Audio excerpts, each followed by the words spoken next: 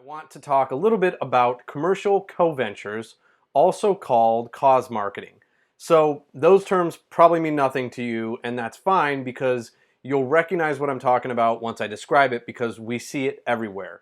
So anytime you see a for-profit business selling their products or selling their services and then promising that a portion of the proceeds from those sales goes back to a nonprofit organization, that's cause marketing or commercial co-venture. The for-profit is actually the commercial co-venturer in these scenarios. And so what does that mean? Isn't it just easy for them to just give a portion of proceeds and that's it? No, unfortunately not. The government regulates these types of things in every state. And so essentially what that means is there's filings required. Sometimes there's even bonding required where you have to put up X thousand dollars in order to promise to the government that if anything sketchy happens, that there's money there to still go to the nonprofit. And so this is a good segue into why there's regulation over this, because why not just let this for-profit sell their goods and give money to a charity? That's great. Because at some point in time, and this is the reason why all laws are made, at some point in time, someone was a dick and they said, hey, I'm going to sell this product and give all this proceeds back to this nonprofit. And then they didn't. And then they got a bump in their sales because everyone wanted to buy those products because that money was going to go back to the charity. But then that for-profit kept that money, got the bump in sales, and the nonprofit got nothing.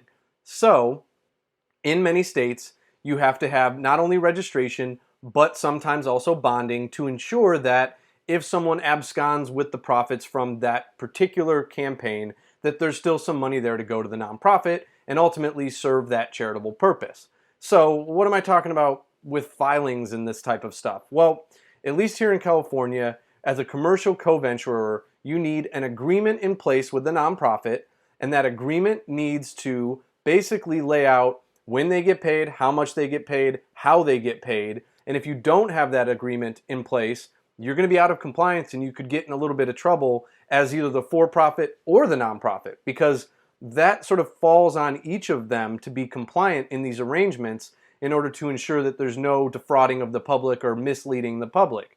Now, when you have to file to register as any type of professional fundraiser, which, by the way, a commercial co-venture is only one type of a professional fundraiser. There's also fundraising counsel and, confusingly, professional fundraisers, and all of those fall under the umbrella of professional fundraising. So when you file with the state, not only do you have to file to register for these types of professional fundraisers, but you also have to renew that on an annual basis if you're going to continue to do that professional fundraising for this nonprofit or other nonprofits.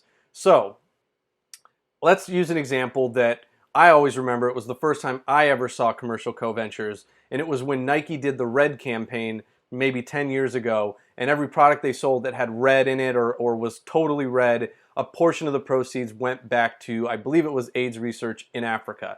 And so that's a great example of one of these that you've seen. You probably see it sometimes nowadays with lots of different companies, and chances are they don't know about these registration requirements and the compliance requirements, which is why I'm doing this video. So in order to learn about professional fundraisers and fundraising counsel, tune into the videos on those. But to wrap up this video on commercial co-venturers, registration is likely required. You need to have an agreement no matter what between the nonprofit and the fundraiser, and make sure no matter what that you do send those funds back, those portions of the proceeds from the for-profit. Those have to go back to that nonprofit. That's the most important thing to stay out of trouble here.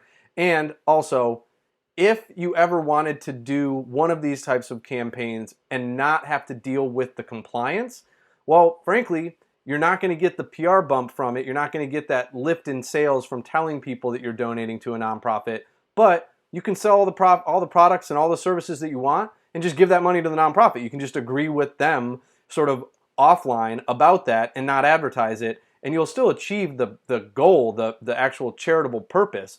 You just may not receive the bump in sales by telling the public that you're doing that. So, as always, hope this was helpful.